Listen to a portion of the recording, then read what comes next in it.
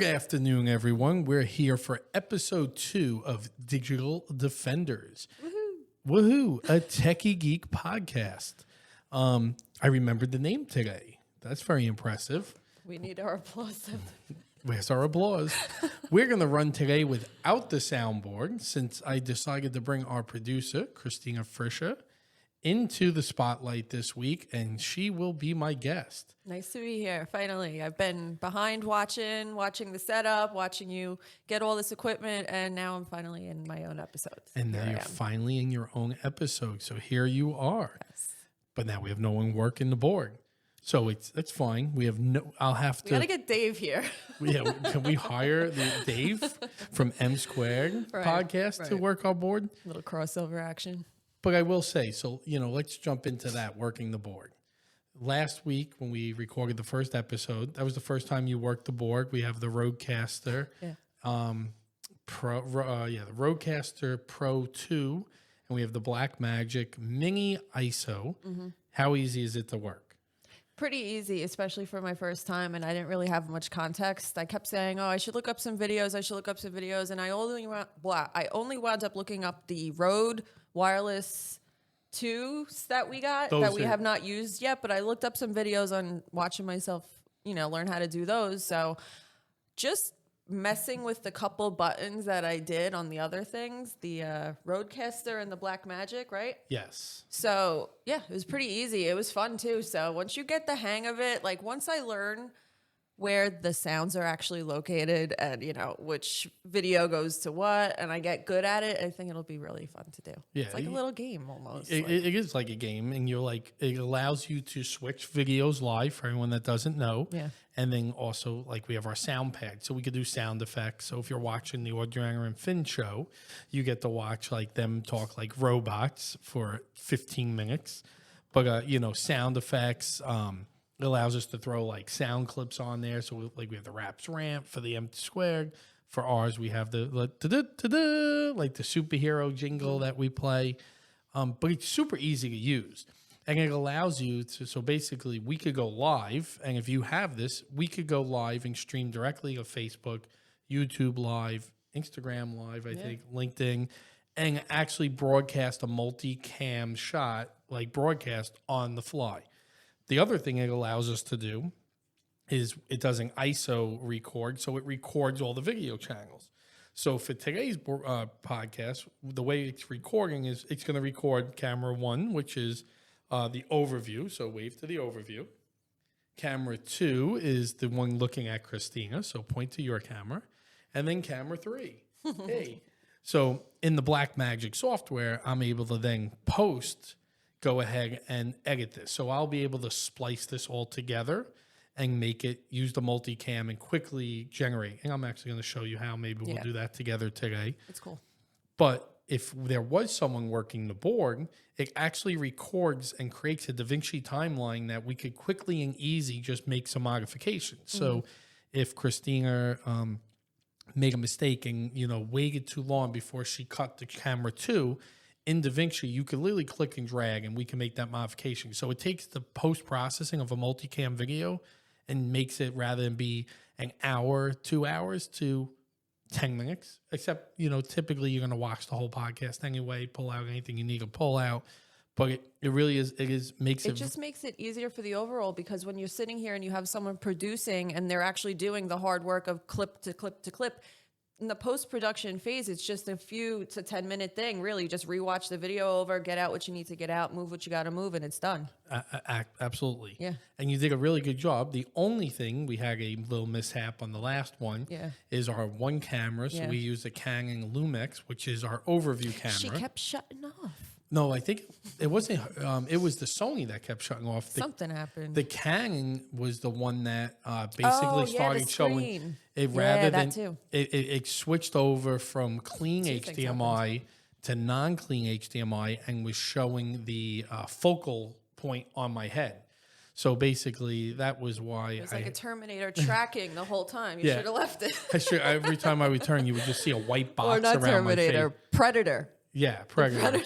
Person tracker. So that was the only thing. So that was the only reason rather than kind of cleaning up what you did, I just did it from the start because basically like halfway into the podcast, that camera became unusable because it had like the tracking and then it had like over here like a yellow crosshair.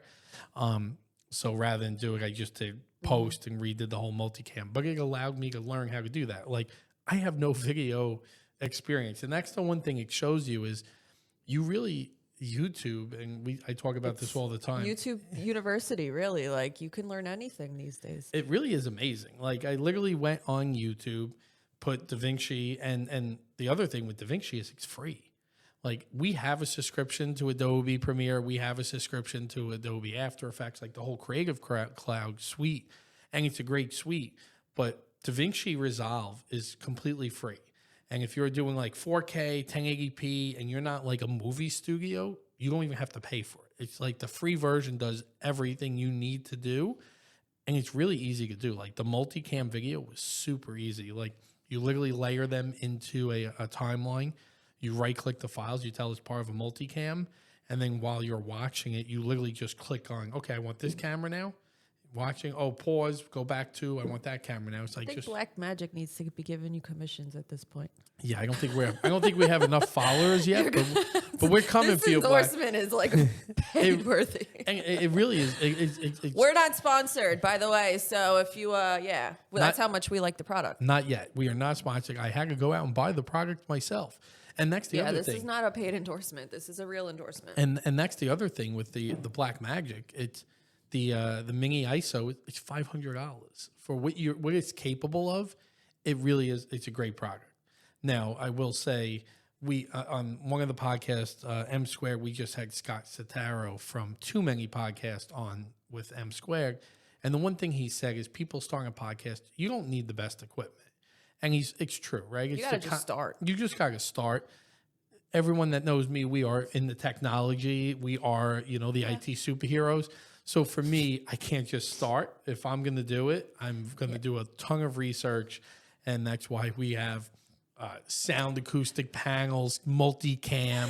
It makes me laugh because like a month ago, I was like, hey, I think we should start a podcast for Tekie Geek. And within like a weekend, it was like, so I bought all this stuff and we're going to really do it. Let's just do it if we're going to do it, right? And I'm like, yeah. Well, we've been talking about it for over a year, probably. It's just taking the time to do it. And you've like kind of cut out the time in your schedule weekly to get this done, Right. Well, now, so the whole thing is, and as a business owner, it's working on your business or in the business. Yeah. And I was working as a business owner too much in the business. Mm-hmm. And luckily I've been able to step around. That's the whole point of having great staff. Mm-hmm. Now I'm not at the job sites with Jimmy and Garrett and Rob. They're able to go out. I don't have to be downstairs holding their hands. It has definitely helped us moving upstairs by adding some separation with the techs. Because it became that I'm a crutch, right? Yeah. If I'm only a room over. If you're right there, they're just like, Mike. Right. So I'm a room over. It's very easy to just be like, Mike, how do I do this? Mike.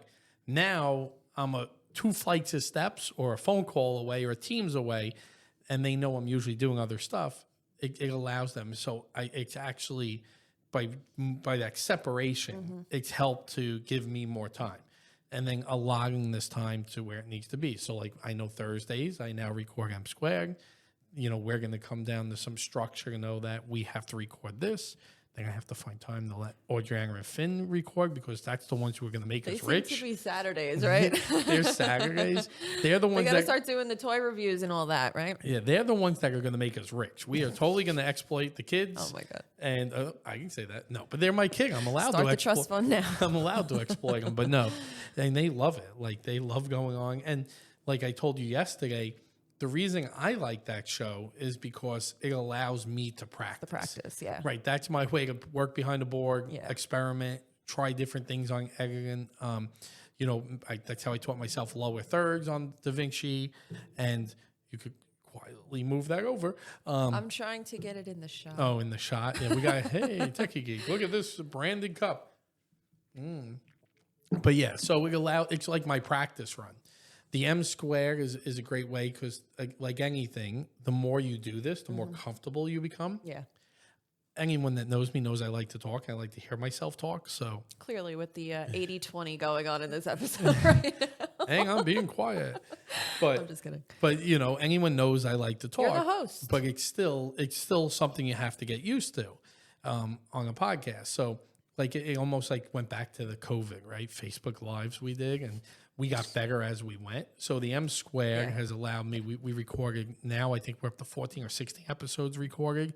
Wow, really? Yeah, we record 2 a week on that one. I was gonna say that's like 2 a week now. Yeah, we're recording a bunch because we want to have them in the pipeline, and then we're actually going to add some more structure to it, but it allows me to kind of learn and get more comfortable again. But I don't do on that one the editing, right? The Staten Live does, and the Advanced handles all the editing, and then the marketing side of that is really PR Sizzing, Rapichulo.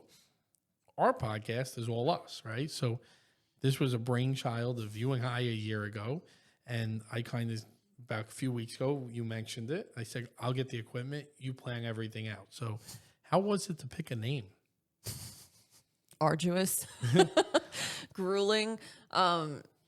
We would think we had a good name, and then once you go to really search if it's even available, it would be taken on one, Spotify would have a name, and then it would be available on Instagram, or Instagram wouldn't have it, and it's back and forth. So we had to finally settle on a name. In essence, I wouldn't say we settled with. No, we like it. It's just we had other ones that were higher on the list that wound up being just unavailable. What was the one we really liked that wasn't available? Not smart. Well, we had the Bits and Bytes, I think, was one of them. But that was the one that was taken. But the guy hasn't done a podcast in 2 years. And that was, I think a few of them had something like that. They were just inactive or not recently uploading. So it was kind of like, can we just do it anyway? But I don't know. We probably could have. But I think the one that we also liked, the problem was we didn't want to put like dots or hyphens in the names. Right. So we had technically speaking, was one of them that we liked. But I don't think that just for like search results and for people finding it, it's the smartest thing to like have a hyphen in the name.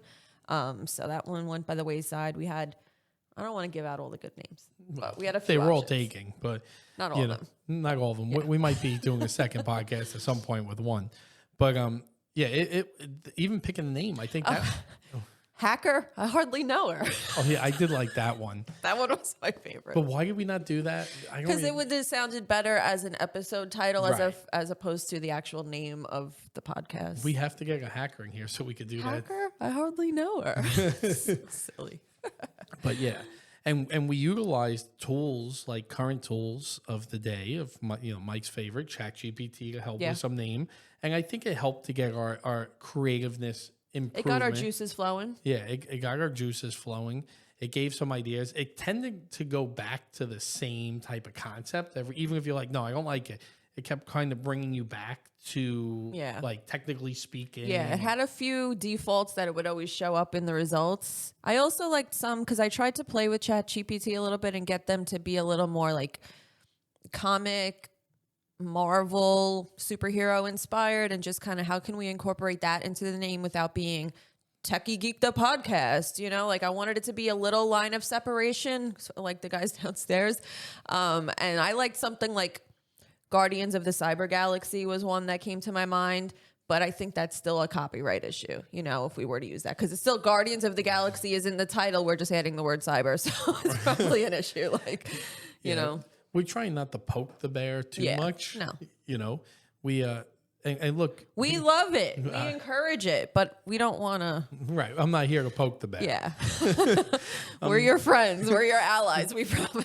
There is a life-size Spider-Man right behind Christina. He buys into the product. Let me tell you that. But, and so coming up with a name was tough, and then kind of putting up with a format. And then with a podcast, it's more than just the local, right? We're not here just to Staten Island, New Jersey. That was the idea with this one, especially. The whole point of the podcast is anything we could talk about can be United States, bigger picture, right? Get a bigger following. Yeah. And it's and indirectly, it's still utilized for SEO and brand building because we're building the brand. And with Managed IT, we are able to do IT nationwide, international. We have clients that are not New York, New Jersey based. So but again, it's also to build a following and build awareness. So it does change it, right? That's why we're not only talking Staten Island and New York news, and we're talking regional, and we wanted it to be something entertaining, right? That was the conversation. Entertaining and informative, really, and just kind of show people what's going on in the cybersecurity world that they may not be hearing about, because a lot of the times you are only hearing about the top reputable names that you are easily identifiable when you hear, but that doesn't mean that there's not stuff going on that you don't know about, and you should. Right. And the big thing with that is a lot of small businesses think it's not going to happen to them. Yeah. The truth of the matter is it's just they're too small to make the news. Yeah. So Exactly. part of what this is, we scour a lot of websites that, rather than the mainstream media, have cybersecurity news and such that really doesn't hit the main wire.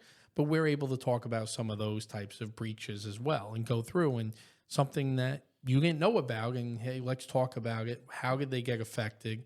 How could they have maybe properly protected themselves?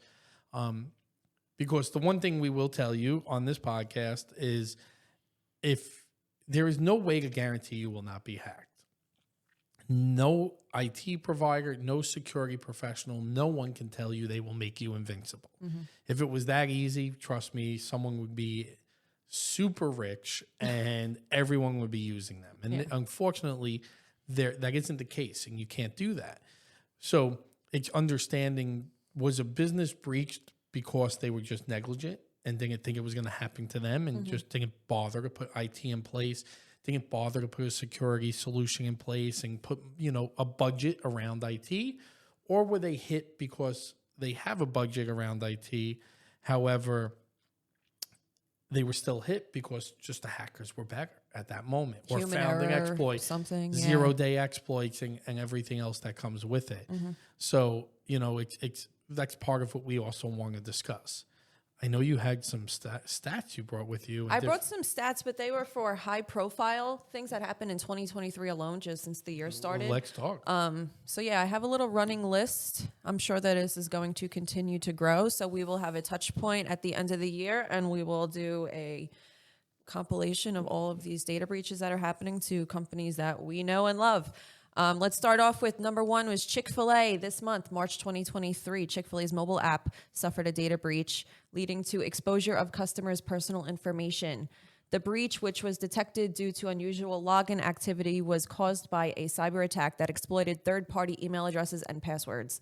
The attacker was able to access data such as memberships, numbers, names, emails, and addresses. Would you get hacked? No, I'm actually. Are you checking your I was Chick-fil-A looking to app? see if I was signed into the Chick-fil-A app. Yeah. I'm not, but I do actually have I the didn't Chick-fil-A even hear app. about this one on the news either. So, yeah, while the breach affected less than 2% of customer data, Chick-fil-A is taking swift action to prevent future attacks. The company has announced plans to increase online security measures and monitoring, and will also provide reimbursement to the affected accounts. So that's number one on the list.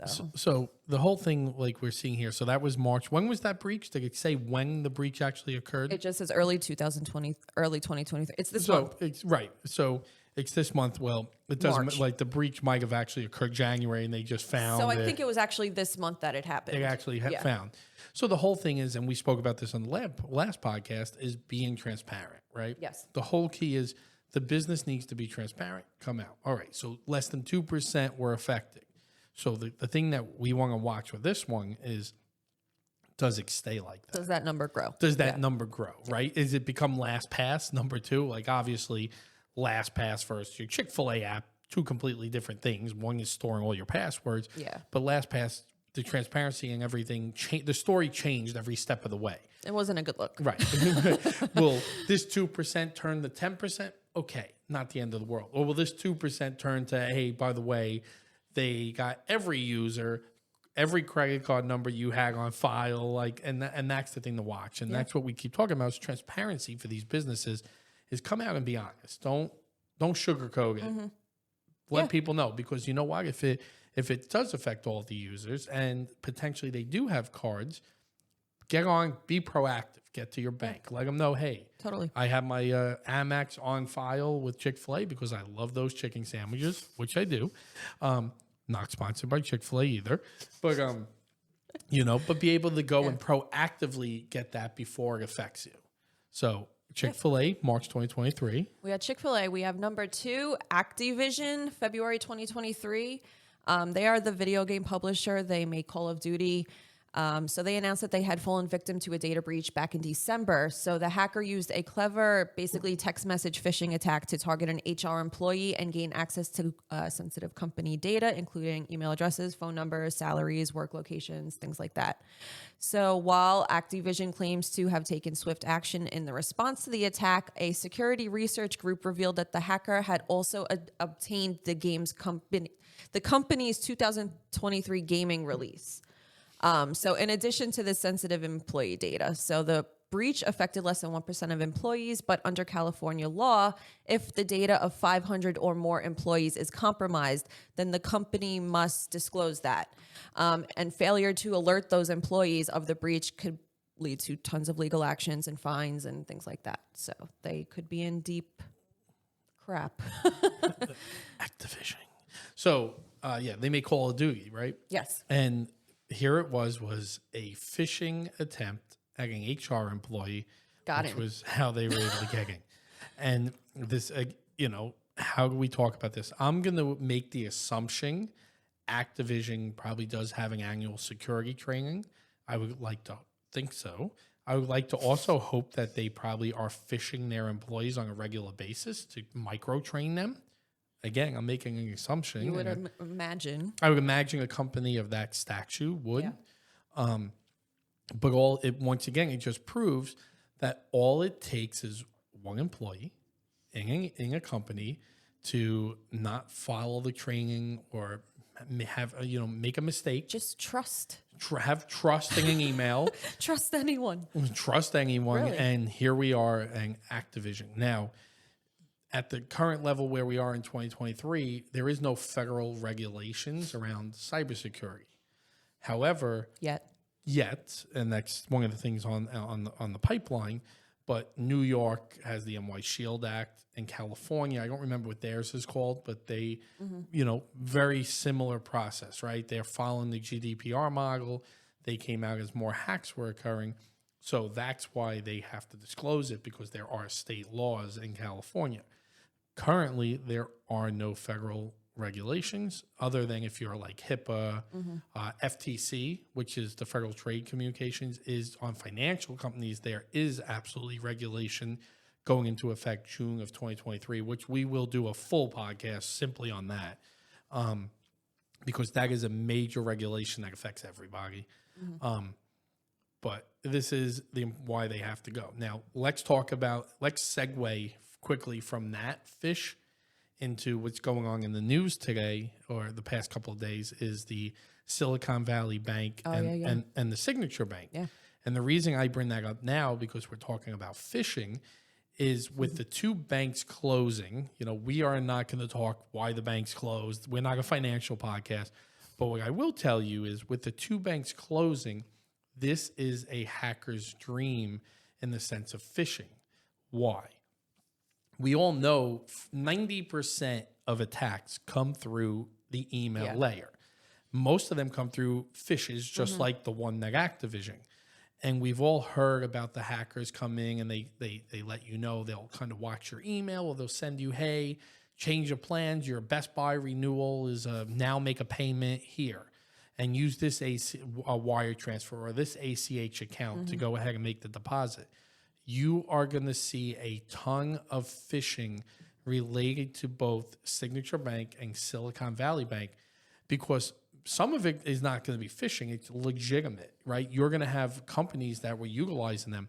One of the clients we utilize, one of our software vendors, Drift, which is our chat. Do we use Drift anymore? We don't, but they emailed me. We use Intercom now. But Drift is a big software startup company that does chat AI on websites. And they emailed me, please note, as of all billing, no longer send to the account, our Silicon Valley Bank. And they gave us a new Chase account number where all accounts should be made. That's legitimate. Hackers are going to take the advantage of this and be able to start trying to phish people. Hey, change your plans. Wire the money here. So the thing you need to do is tell your accounts receivable is to make sure, or accounts payable, is making sure that email is coming from a legitimate source. Double and triple check. call them up. Hey, just received an email. Just want to make sure, is this truly the bank you want us to do? Because if you go and make a wire transfer and release the money where it shouldn't be, it's just like not getting that you're back. not getting it back. Yeah. You know, you could go to cyber insurance and try to get that back, but it's typically very hard. So it's just better to be smart and take the extra time, pick up the phone, ask them, hey, is this legit? And and notify and let your employees know that this is going to happen. There is going to be an increase Awareness in is everything. awareness. There is going to be phishing based on the facts that Signature and SVB is gone. And we should probably as well throw on our Facebook and LinkedIn and do a quick cut this up and put this up on Facebook as well to make people aware. So that was a good segue. So now let's jump back to number 3. All right. This is 3 and 4 are related, and 4, after doing this, realized I was probably affected by. It makes sense. So number 3 is T-Mobile in January 2023. T-Mobile, so they announced that they had discovered a data breach that occurred back in November of the previous year. During the breach, a malicious actor was able to gain access to T-Mobile systems and steal personal information such as names, emails, birthdays from more than 37 million customers. Thankfully, T-Mobile was able to quickly identify the breach and contain the source within a day. However, the incident is not without consequences. T-Mobile may now face significant expenses as a result of the breach, on top of the $350 million that they agreed to pay customers in a settlement related to a previous data breach in August of 2021.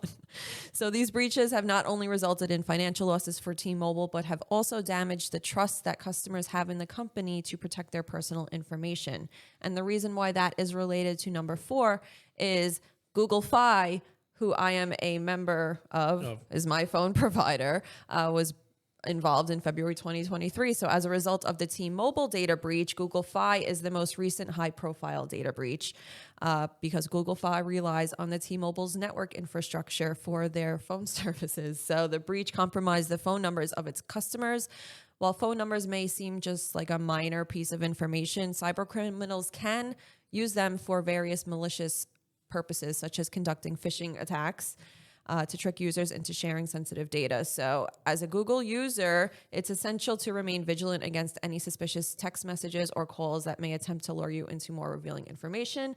And that explains why I've been getting the strangest emails and phone calls this past 2 weeks. Do you know your car warranty is up? I used to get those all the time. And then I recently, like last year, put my number on the do not call registry. Now I've been getting literal iMessage text messages from rando people and guys. They've changed their game. They've moved it. Yeah. They're doing romance scams on random people too, which is weird. They'll just send out a text message, be like, it was great to meet you on vacation. I wish I was on vacation, my friend. Who are you? You're like, what vacation are we at? Can we redo it? Because I don't remember it. I blacked out that whole week, I guess. Okay. So T-Mobile was 37 million?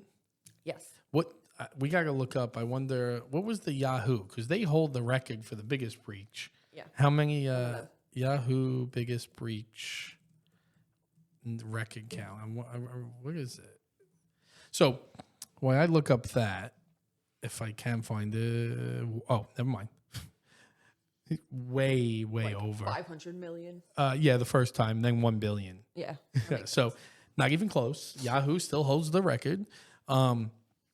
But with the T-Mobile, the one thing, what you said there proves once again the stat that we teach in our presentations is that on average, a business does not find a breach for 120 days. Mm-hmm.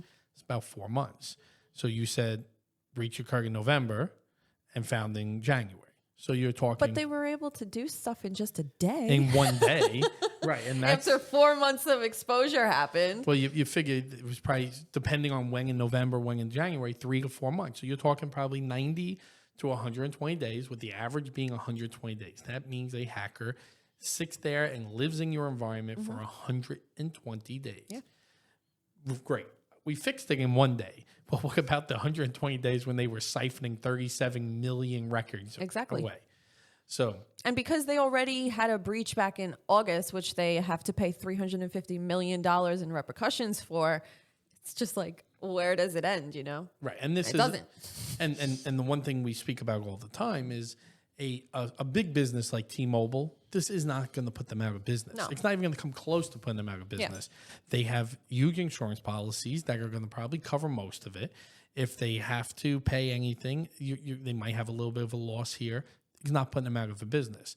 But now think of a small business. Think of a 10 to 20 person That's office. when it really matters. That had the same type of thing happen. Let's imagine a lawyer in New York, and they have a hacker in their environment, and they have 500 clients or 1,000 clients, and all of a sudden the hacker is able to get all their information, and they're a business lawyer, get all their TINs, the social security numbers, and now you're responsible. That's the difference between the big company is going to survive versus the little guy may not survive. Yeah. And that's why we always talk multi-layered, and you got to do it early, and it's prevention, you know. And every business owner, of course, you're going to say in the reviews and the comments, you're going to say Mike is saying this because he's a managed IT provider. Yes. But the facts are the facts. But facts are the facts, right? You need auto insurance because when you drive your car, bad stuff can happen. You could get in a car accident. You could crash through a fence. You need the insurance to cover that. Think of managed IT service as your insurance policy to help protect your environment. And you have to do it. We're in 2023, and how many times do I sit and talk to a business owner who's been doing this 30 years, and he's like, well, I didn't need this 25 years ago. That's correct. You also didn't need an Instagram account 20 years ago. You also didn't carry a phone around. Exactly. It's a whole different world. Right. It's a whole different world. And you need to protect yourself. And it evolves faster than most people can keep up with, which is why taking advice from someone like Mike, honestly, is a smart thing to do if you're interested in keeping your business beyond 2023, and be able to evolve it. Because if you're not 10 steps ahead of these technologies and what these hackers are planning on doing, you're already behind, we're not living in a day and age where you can wait too long and have systems that are 3 years prior, you got to keep up. And not only that, if I did do this one day as a test, I went on ChatGPT because we all trust ChatGPT. And I said to it, I'm a business owner. I have 20 employees. I don't, what should I do for IT and protecting my business? And it actually recommended reaching out to a managed service provider. I was like, bingo. I was like, I like ChatGPT. You didn't train it to do that I either. didn't train it to do that either. I was like, that is the best. ChatGPT, you are smart. But it's working with businesses and we're here to protect you. And yes, there's going to be a cost to protecting your business. There's a much bigger cost to not protecting your business. That's the difference. Some people like risk, and they like to say, well, not protecting your business is a risk, but some people and business owners don't mind that risk. And I don't understand it because they think, well, if nothing happens, I'm okay. Well, guess what? When something does happen, that's not good. Especially when you could calculate how much that risk is based on how much Social Security numbers they have, on what their policies are in place, what they currently are doing, and you could figure out their gross receipts, how many employees. You can actually calculate. There's algorithms to calculate your risk, and I've shown people your risk is $1.5 million in one data breach, and I don't want to spend $3,000 a month for IT. And that's the problem too, I think, is there really is no upside to just not doing it. There's nothing to gain from not protecting your business. There's only stuff to lose. You're only going to lose your data. You're only going to lose your entire business. But what do you have to gain? You're thinking, couple $1,000. Is that really? It's not a gain though. It's just that's not going anywhere. You're not making more money. You're just not investing wisely in your business future. It's only a loss, really. It truly is. And when you think about it. IT is an investment in your business. It's not. We are not an expense. It's not a cost. It's an investment. We're also helping to make you more productive, your employees more productive. Because it's more than just cybersecurity. It really is. But that's why we do what we do, and we brand ourselves, and we focus very heavily on branding, because me and you sit here and we know that every business owner watching this needs us. Yeah. you listening to this might sit there and say, I don't need you. You're going to one day have that epiphany, and that's what Remember this. remember this moment. And when you Don't come crying to us later. We warned you early. and when you have that epiphany, that's why we do a ton of branding. Yeah. Because it's for you to remember Tekie Geek. I want the digital defenders, the IT superheroes of cybersecurity. But you know, and it's truly the case. So do we have any other stats? Was that it? Just the 4? No, I have, I think, 2 more. All right, let's And go. I also have some other things. So number 5, we have MailChimp, January 2023. MailChimp, I think we probably all know who MailChimp is. They are an email marketing platform. They recently disclosed a data breach that caused by a social engineering attack that allowed unauthorized users to access an internal customer support tool. So the hackers obtained access to employee information and credentials, but MailChimp was able to identify and suspend the affected accounts. The company has stated that it is continuing to investigate the incident and taking measures to further protect its platform. So while this is MailChimp's first breach in 2023, they have previously experienced data breaches in April and August of 2022. The incident serves as a reminder that it is crucial to take steps to prevent future hacking attempts after a data breach occurs. And number 6, we have the NortonLifeLock hack in January 2023. NortonLifeLock recently notified their customers that more than 6,000 of their accounts had been breached due to a stuffing attack in mid-January. So a stuffing attack usually involves the use of previously compromised passwords to access accounts that share that same password, which also is highlighting the importance of multi-factor authentication, which you brought up earlier. The parent company of NortonLifeLock, which is Gen Digital, sent the notice to potentially affected accounts and advised customers to update their passwords and enable two-factor authentication. This incident underscores the significance of securing personal information through strong passwords and additional security measures. So yeah, go on. I also use LifeLock. So is this just going to be the notice of Mike's potential breaches I got to be aware of? I did not receive an email from LifeLock, so I'm going to assume I was not. All right, I guess. I was not one of the affected. And 6,000 they said. And funny enough, I actually changed my LifeLock credentials today. Really? Yes, because I was e-signing my taxes, and when you e-sign your taxes, it makes you verify. Oh, really? Like, did I live on this address and this? And I got a LifeLock alert 5 minutes later saying, "Was this you who verified your identity?" Oh, I didn't even know it worked like that. That's yeah, cool. It does a whole lot of different alerts. So I actually had to log on. It's like, your password is expired. I was like, oh yeah. So I did change it. Luckily, I don't use the same password for any account of importance. That's good password hygiene. That's good password hygiene. We utilize a password management tool, which all businesses should be doing. My passwords are randomly long. My passwords are Yankees 123. Yes, that's probably like the number one Staten Island password, I think. Password 123. Yankees 123. Now, I will say at one point, many, many, many years ago, my password was Yankees. And with some random number at the end, which, but it's before But we didn't know any better. We didn't know any better. That's correct.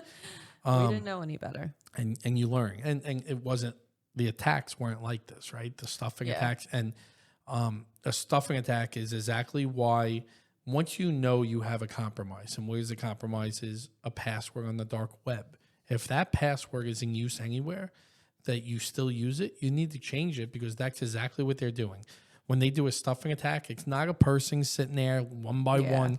It's a computer that's ripping through and putting your username, going through a directory of commonly used passwords, as well as trying your passwords from the dark web.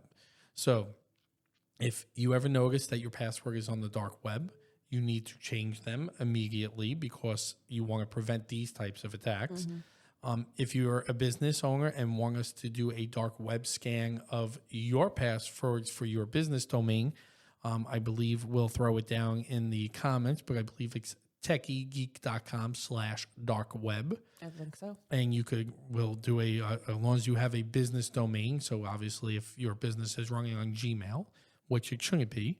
If you're Contact us for that as well. right, if your business name is mybusinessname@gmail.com, That's not going to work. not the best thing. Yeah. But yes, if you with your business domain, if you're running real email, we're able to do a dark web scan of your whole organization and alert you, so you could also let your employees know. But that's the key: is if there's anything on the dark web, change it to prevent these type of stuffing attacks. And ignorance is not bliss when it comes to this sort of thing, guys. Like, you need to know if your information's out there on the dark web. It's better to find out from someone like us than to learn the hard way when your systems get shut down or you're totally locked out of important websites, you know? So don't just pretend like I'll ignore it and it'll go away type of thing, because it won't. It's only going to get deeper and worse. So they're only getting smarter and smarter. Yeah.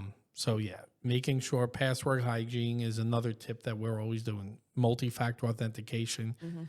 I love people that tell you, oh, it's too much work. Honestly, it can be annoying, but it's worth it. It's like a necessary evil in today's day and age when you're doing business online. Like, you really just got to weigh your options. Like, the 2 seconds is not going to take away from your life. That's the thing. Yes. Can it be annoying? Yes. But it adds 2 seconds. Like, And for what it protects you and how it does. Exactly. It's worth it. It's so worth it. I utilize MFA on pretty much everything. Non-important stuff even, yes, if it's a random website that you have no bank account info, no credit card, it's just like have a profile there to save things. It's different, right? I'm not talking save files, but silly stuff like on the Pinterest website. account. Yeah. Right. And you don't care about it. But otherwise, banks, every, account, email accounts, anything where your credit cards are stored, everything needs to be 2FA protected. Yeah. It really does. Good password hygiene, multi-factor authentication helps to build this multi-layered approach that we teach about. Okay, so what else did you have for us? Well, that's it for the list, but I just have basically a little something to think about. So why does it seem like so many of these companies experience cyber attacks repeatedly?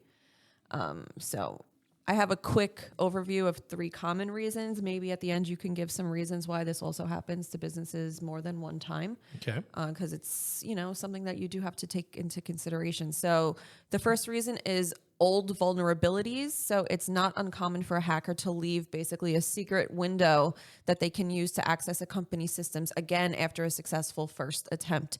So failing to patch these vulnerabilities can lead to a second attack. I have human error, which is employees using weak passwords, again, which may expose a company's systems to subsequent attacks. Other common human errors include employees clicking on malicious links using phishing sites. Unless you perform follow-up security trainings following an initial breach, employees can repeat these previous mistakes that leave your business vulnerable. And I also have malware. So hackers use malicious software such as viruses, ransomware, Trojan, spyware, adware, etc., to steal confidential information from an organization's network system. If a company fails to step up monitoring protocols after its first breach, there is nothing to stop repeat attacks from occurring. So, how many more terms are you going to throw in malware? Right. Trojan, spyware, malware, spyware. Make a rap out of it. Cryptoware. Ransomware. Next. So the stat I think that we have in our presentations when we do, I think is 25%. 1 in 4 businesses after a attack do not do anything. Like literally, we'll have a ransomware attack, pay the ransom, or lose their files, and just be like, okay, we'll move on. We'll move on. Well, this won't happen. Unfortunately, it's not like lightning. Where, what they say, if you get hit by lightning, the odds you're going to get hit by lightning, it doesn't strike twice. Yeah, it doesn't work that way. Once you pay a ransom or you get hit with ransomware, you go on a database of hackers that say especially if you paid, you are now the most vulnerable. You're a sucker. They're like, this guy's the best. Let's just keep going after him. Makes sense. So, the biggest thing is, how could 1 in 4 just not do anything? Yeah. Right. So you got 1 in 4 that don't do anything. Once you pay that ransom or you get hit with an attack, you go into a database because you're vulnerable. So that and human error that's one thing that we're never going to get rid of other than you train. Yeah. Again, no matter all the training you do, there still could be an employee that could do something that they're not supposed to. That's why it's just continuous training, building awareness, And with IT and everything you're doing is you're taking risk and minimizing the risk, right? You're taking these huge gaping holes and trying to make it the tiny little hole. Can a rat climb underneath that door and squeeze through? Yeah, but the big coyote ain't going to get through. So you gotta minimize risk, and that's what the whole goal of all these are. And it's also having proper backup systems in place if and when something does happen. You know, if your employee is a jerk and wants to steal files on his way out or something, you need to know that you're going to be able to get that back very quickly. Like business continuity and is key to, a good business continuity plan is the prevention of downtime, right? Knowing that, yes, if you were hit with ransomware or a malicious employee or... Where'd all these files go? Right. What am I going to do? You know, like you got to...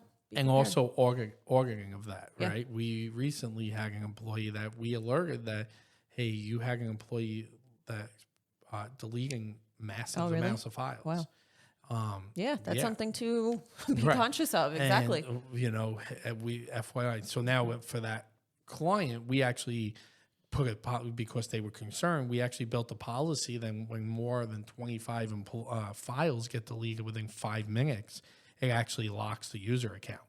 So basically, in real time, we respond to that and then puts up an alert and emails and texts them so the owner could then say, no, that's okay, or go ahead. And because in the end, it ended up being a true malicious employee. Wow. Who was on the way out. Called him right out. Yeah, right. And that's the whole thing I love when... If we're helping protect the business, that's kind of like right. Do you really think we're not going to find that? Right.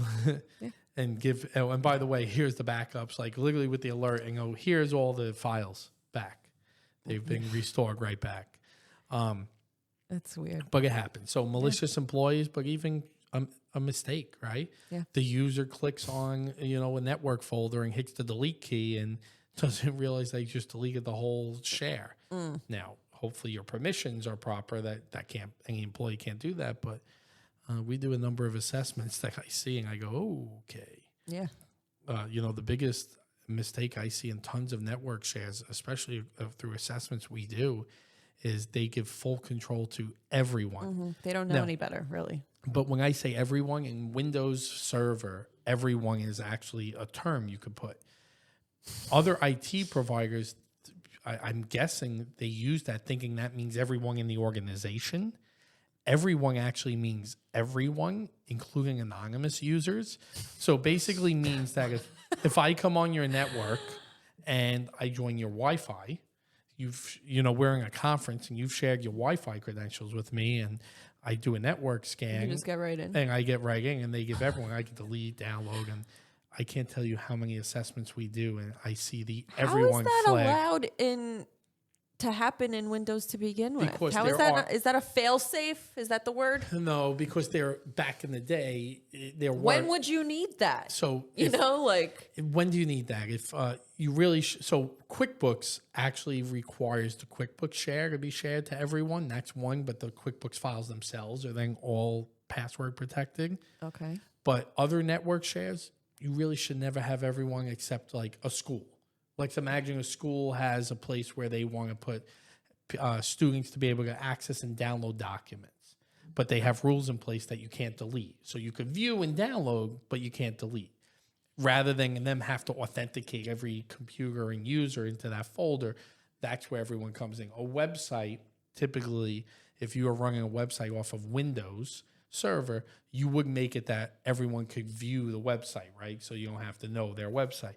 In a network share on their server for the files, never a reason. Yeah. But it's lazy IT or IT providers that unfortunately don't know what they're doing. And that is the one thing we speak about is there's no regulation, right? We're Tekie Geek. We're a managed service provider. We have 12 plus employees. There's no paper on our door that says we're an IT provider. I started the business 10 years ago. I've hired people. We're an IT provider. When you go to become a doctor, you have to go and get a license and be certified. In the IT realm, there's none of that currently. So how do you know if the person you've hired actually knows what they're doing? So then we come and do the assessment, and I'm like, oh my gosh. And I've seen it over and over, and just recently in a number of assessments we've done, and 2 of them found the everyone. And like, You're probably gonna laugh even harder when you see it now moving forward. and see on like, and then you talk to the Not owner. laugh, just horror. Oh, it's like, and then like talk to the owner, and they're like, "Well, this is my personal bucket. No one else is supposed to have access." I'm like, "Well, everyone does." Surprise. Well, one of my favorite was I saw that they set it up for domain users. Domain users is the correct way to say that anyone on the domain could access the files. But the way I saw it was, if I remember correctly, they excluded domain users as a block, but allowed everyone. So the people who worked there couldn't get to the file folder, but the random Joe who's on the network could get to the folder. Like, even Nice. better. Great job. Even better. Yeah, we see those types of things all the time. Yeah. So, but we'll leave that for another episode. I think we've been recording for almost an hour. So, does that say an hour? 57, yeah. Yeah, but we started a little early. But I think now's a good time to end it. So I thank you, Christina, for being on the podcast today. Ooh, yeah. Yay! We'll see her next time behind the scenes. Mm-hmm. Maybe we'll get another camera, and we could have the producer camera, and every once in a while throw you up. All right. You're like, all right, spend some more money, buy another camera. I'm just going to set my iPhone up. All right. We are Tekie Geek, and this is the Digital Defenders podcast. Thank you for joining us. Thank you for joining us. Please smash the like button, the subscribe button. Smash that like button. Smash that like button. Hit that subscribe button. Make it go from red to gray. That is something that Finn said on the Audrey and Finn show. He is so good. I was laughing because he's like, make it go from red to gray. And He's just a sound clip we're going to use from now on the end of the podcast. and I was like, I'm like, I think he's right. And then I is looked right. and I was, he's right. I'm thinking about it in my head right now. Like, I was like, yep, he's right. that He's 100% new. It goes from red to gray. So turn that subscribe to gray, people. The next generation is going to be wild. They're way better than us. They might as well just attach the camera now and walk around. We'll have flying cars within 20 years. That'd be cool. I'm down for that. Traffic's way bad. All right, guys. We'll see you in the next one. Thanks for joining us. Thank you. We'll see you next time. Bye.